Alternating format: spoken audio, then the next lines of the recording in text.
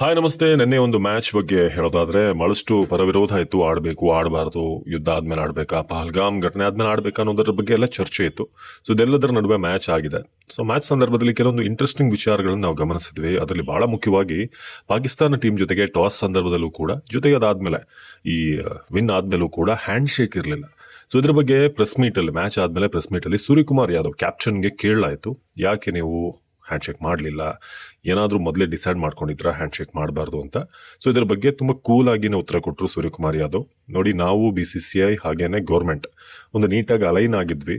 ನಾವು ಹೋದ್ಮೇಲೆ ಒಂದು ಕಾಲ್ ತಗೊಳ್ಬೇಕು. ನಾವು ಬಂದಿರೋದು ಕ್ರಿಕೆಟ್ ಆಡೋಕೆ, ಯಾರ ಜೊತೆನೂ ಸ್ನೇಹ ಸಂಬಂಧ ಬೆಳೆಸೋಕೆಲ್ಲ. ಹಾಗಾಗಿ ನಾವು ಕೈ ಕುಲುಕ್ಲಿಲ್ಲ. ಇದು ಆಲ್ರೆಡಿ ನಾವು ಯೋಚನೆ ಡಿಸೈಡ್ ಮಾಡಿನೇ ಬಂದಿದ್ವಿ. ನಾವು ಗೇಮ್ ಆಡೋಕೆ ಬಂದಿದ್ದೀವಿ, ಅದು ಕೂಡ ಗೇಮ್ ಆಡಿ ಪರ್ಫೆಕ್ಟ್ ಆದಂಥ ರಿಪ್ಲೈ ಕೊಟ್ಟಿದ್ದೀವಿ ಅಂತ ನಾನು ನಂಬಿದ್ದೀನಿ. ಇವತ್ತೊಂದು ಒಳ್ಳೆ ರಿಪ್ಲೈನ ನಾವು ಕೊಟ್ಟಿದ್ದೀವಿ ಅಂತ.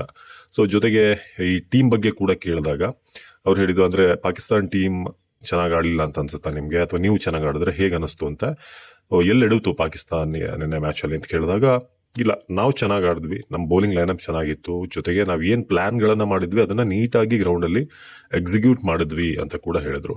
ಜೊತೆಗೆ ಇನ್ನೊಂದು ಪ್ರಶ್ನೆ ಕೇಳಲಾಯಿತು, ಸೋಷಿಯಲ್ ಮೀಡಿಯಾದಲ್ಲಿ ತುಂಬ ಟ್ರಾಲ್ಗಳು, ಒಂದಷ್ಟು ಪೋಸ್ಟ್ಗಳು ಹಾಕ್ತಾ ಇದ್ರು, ನೀವು ಕ್ರಿಕೆಟ್ ಆಡಬಾರ್ದು ಇಂಥ ಟೈಮಲ್ಲಿ ಪಾಕಿಸ್ತಾನ ಜೊತೆಗೆ, ಅದ್ರ ಬಗ್ಗೆ ಏನು ಹೇಳ್ತೀರಾ ಅಂತ ಕೇಳಿದಾಗ, ನೋಡಿ, 80% ನಾವು ಯಾವುದೇ ಸೋಷಿಯಲ್ ಮೀಡಿಯಾ ಕಂಟೆಂಟ್ಗಳನ್ನು ನೋಡೋಕೆ ಹೋಗ್ತಾ ಇಲ್ಲ. ಯಾಕಂದರೆ ಗೇಮ್ ಕಡೆ ಕಾನ್ಸಂಟ್ರೇಟ್ ಮಾಡೋಕ್ಕಾಗಲ್ಲ. ನಮ್ಮ ಟೀಮ್ ಮೆಂಬರ್ಸ್, ನಾನು, ಎಲ್ಲರೂ ಕೂಡ ಆದಷ್ಟು ಈ ಹೊರಗಿನ ನಾಯ್ಸ್ ಏನಿದೆ ಅದನ್ನು ಅವಾಯ್ಡ್ ಮಾಡೋಕ್ಕೆ ಟ್ರೈ ಮಾಡ್ತೀವಿ. ಸೊ ಹಾಗಾಗಿ ನಮ್ಗೆ ಅಷ್ಟು ಇಂಪ್ಯಾಕ್ಟ್ ಆಗಲಿಲ್ಲ.